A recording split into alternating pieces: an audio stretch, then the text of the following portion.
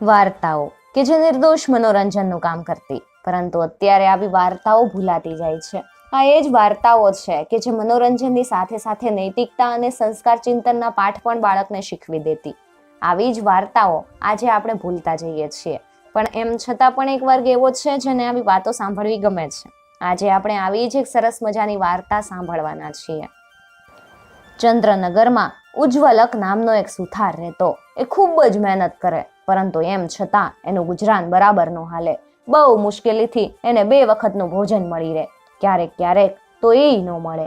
એક દિવસ એણે વિચાર કર્યો કે પરદેશ જઈને ધન કમાવી લાવું. અહીંયા તો જીવનભર બસ આમ ને આમ લાચાર બનીને રહેવું પડશે. આમ વિચારી એ બીજા નગરમાં જવા માટે નીકળ્યો. રસ્તામાં એક જંગલ આવતું હતું.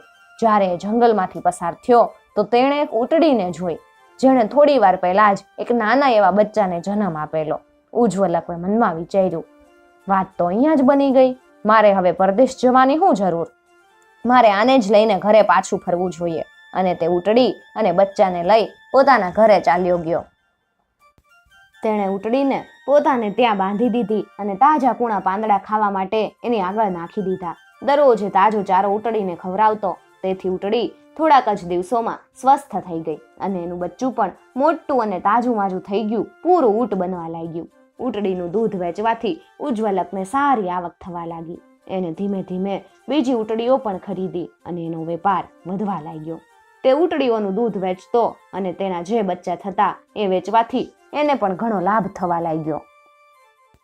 ઊંટોનું ઝુંડ ચરવા માટે પાસેના વનમાં જતું. વનમાં ચરીને તળાવના પાણી પી તે બધા સાંજના ઘરે આવી જતા. પરંતુ જે ઊંટ સૌથી પહેલી ઊંટડીનો જન્મેલો હતો એ તમામ ઊંટોથી અલગ જ રહેતો અને સુથારના અધિક લાડ પ્યારથી એ ખૂબ જ બગડી ગયેલો.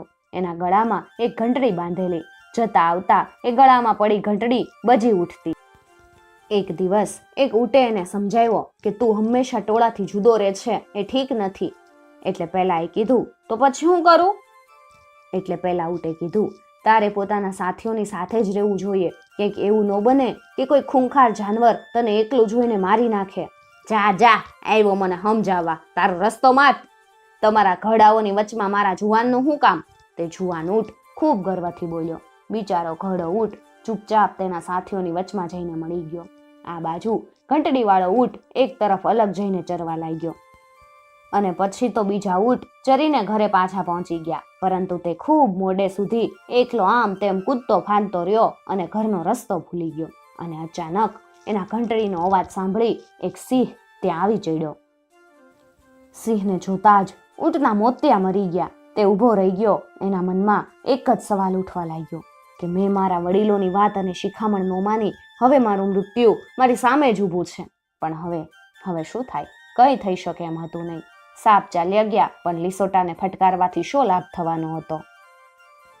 અને ત્યાર પછી સિંહ ઊંટ ઉપર તૂટી પડ્યો અને એને મારી નાખ્યો. ઊંટે વડીલોની શીખ ન માની અને મફતમાં જ પોતાનો જીવ ગુમાવી બેઠો. એટલે જ કદાચ કહેવાય કે ઘરડા ગાડા વાળે વડીલોની શિખામણ માનવી જોઈએ.